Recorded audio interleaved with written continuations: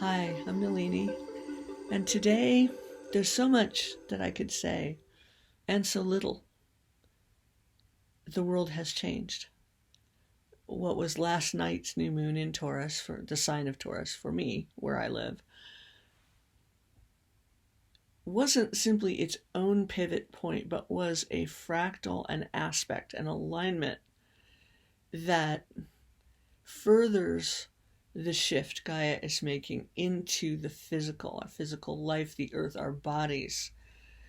It's not shifting elements exactly, earth, air, water, fire, metal, wood, if you ascribe to that system, but all of them. What we are talking about is shifting circumstances,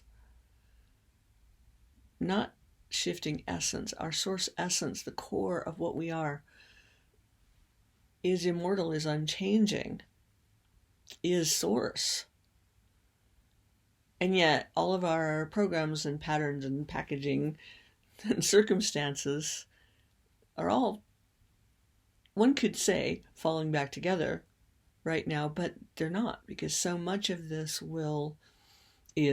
has dissolved.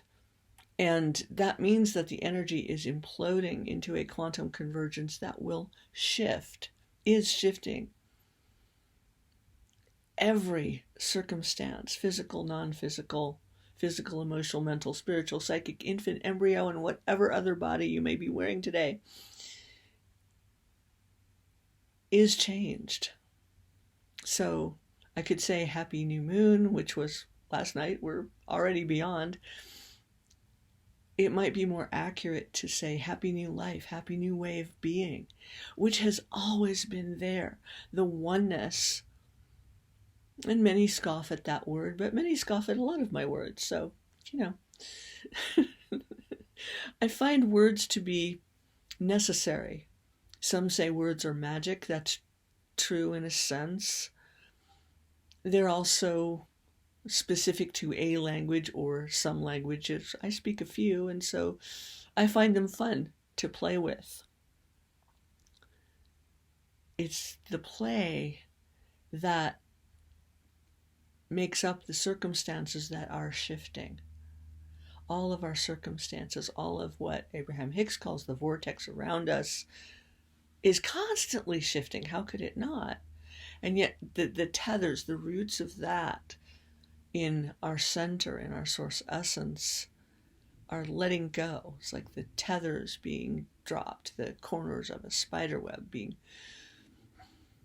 set free, being moved, the ballast that holds the balloon to the ground being cut free. What if that had been done already?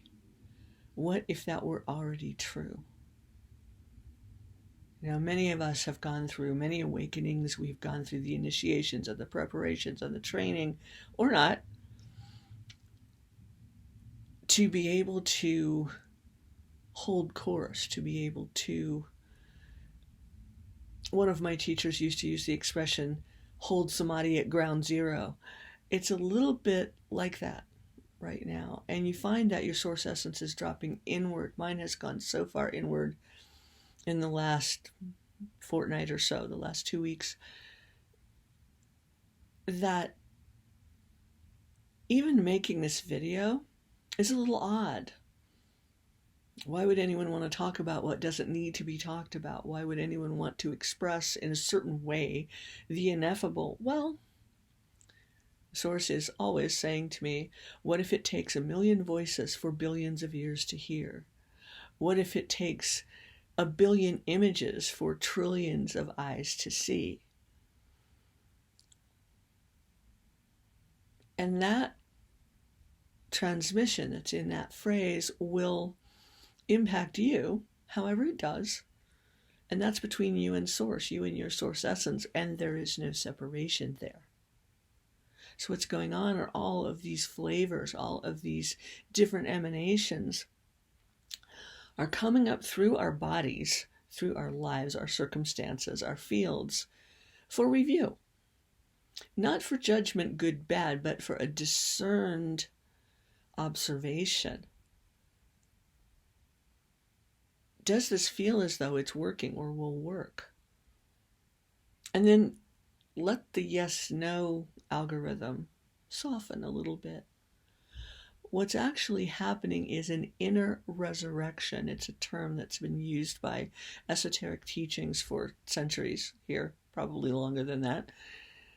It is a revolution, one could say, of the heart, the emanation, not the organ, although it is certainly affected. The solar flares affect our hearts, our circulatory systems, the various things in our world right now affect our bodies. And so it behooves us to take care, to appreciate this physical vehicle that we have. For a time, it's borrowed.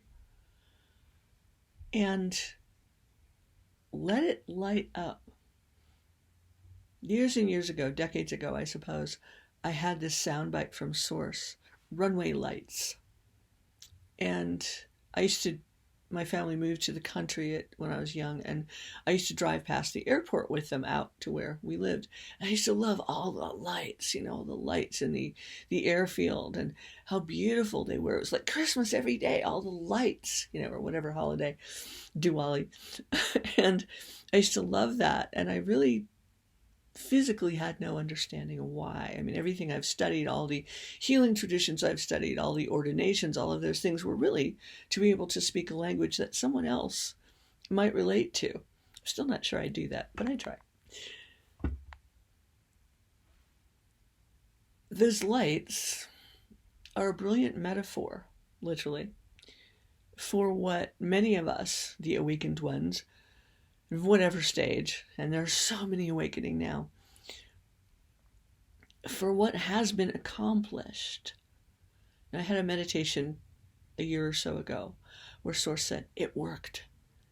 It just gave me such joy. I had no idea what it was. But that expression, runway lights, came up again last night. I was guided to, I don't look for things on YouTube. They just pop up when I know Source wants me to look at it, or that, the little ping will say, look at this, watch this one, even when I don't want to. But there are a couple of them that, very short, just one person playing music to a pot of whales. And I could feel the audience viewing this and thinking, oh, how lovely, she's singing to the whales using a violin. And the whales are singing back, isn't that lovely or cute or wonderful or whatever people are thinking. There are a lot of things. And the whale song is thinking, wow, humans are finally learning to communicate. And then I watched another film where this young man is speaking with a tree that has just fallen. And having a conversation with its essence, just essence to essence communication, which is where the real interaction happens.